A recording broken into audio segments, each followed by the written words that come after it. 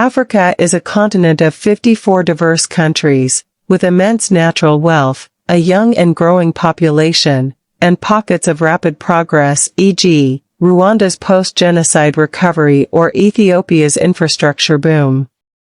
Yet sub-Saharan Africa has the world's highest poverty rates, with nearly 90% of global extreme poor projected to live there by 2030, and average GDP per capita remaining low amid uneven growth around 3 to 4% in recent years.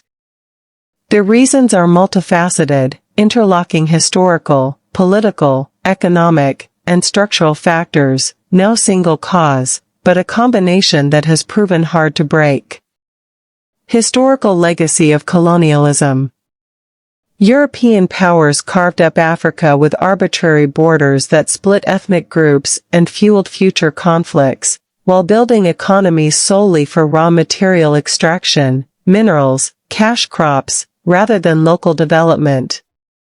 This left weak institutions, poor infrastructure oriented toward export ports, and commodity dependence that persists today. Economists generally agree this had a net negative long-term effect on growth and welfare. Poor governance and corruption. Many African states inherited or developed extractive institutions where political elites capture wealth rather than foster broad prosperity. Corruption diverts public funds, deters investment, and erodes trust. Africa scores poorly on global corruption indices, with citizens often reporting worsening trends and fear of reporting it. Bad incentives, e.g., lack of property rights security or rule of law, stifle entrepreneurship. The resource curse.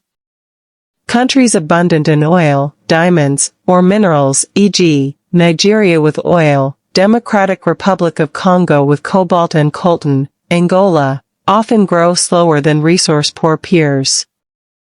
Wealth concentrates among elites and foreign firms, causes economic volatility, inflates currencies, hurting agriculture/manufacturing, the Dutch disease, and sparks conflict over control.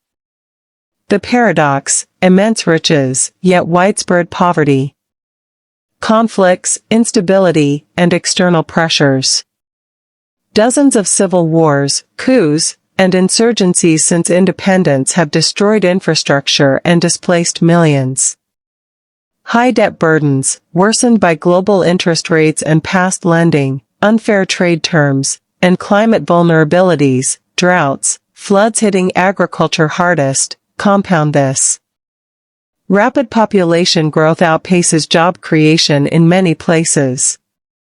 Structural challenges. Subsistence farming dominates with poor roads/irrigation, health issues, malaria, HIV legacy, low education access, and landlocked geography for many nations hinder trade.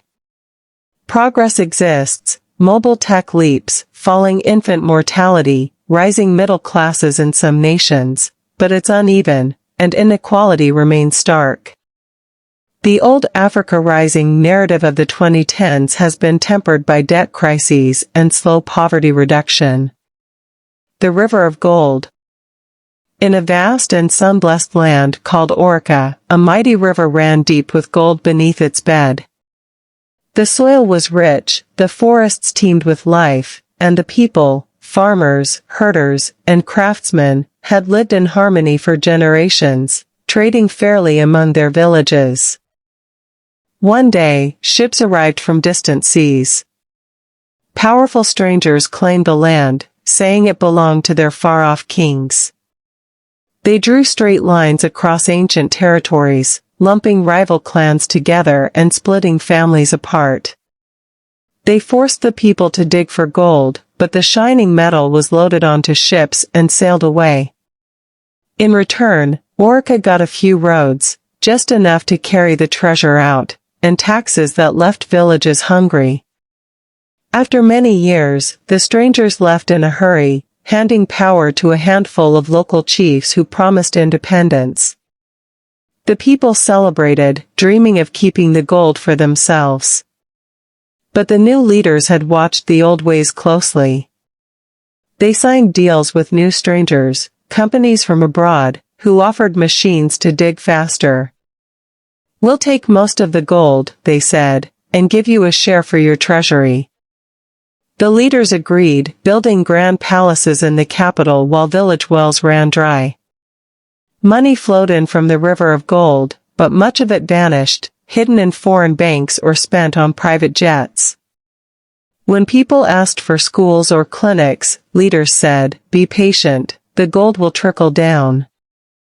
Instead, prices soared, farms struggled, and young men left the fields for city jobs that never came. Rivals fought over who controlled the richest parts of the river. Wars broke out, villages burned, families fled. Foreign buyers kept coming, happy to pay whoever held power that week. A boy named Quito grew up beside the river. His father panned for tiny flecks of gold, barely enough for salt and maize. Every day, Quito watched massive trucks rumble past, loaded with or bound for distant factories that turned it into phones and jewelry for people he'd never meet. "Why do they have light in their homes at night?" Quito asked his mother. "While we sit in darkness, even though the gold comes from our river." His mother replied, "The river is generous, but the hands that hold it are not.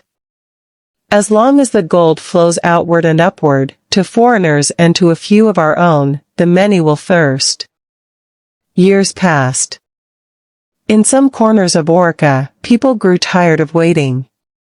They demanded transparent accounts, fair shares, and leaders who served rather than stole. They planted new crops, built factories, and taught their children skills beyond digging. Slowly, lights began flickering on in villages. But in other parts, the old patterns held. The river still gave gold, yet the people along its banks remained poor.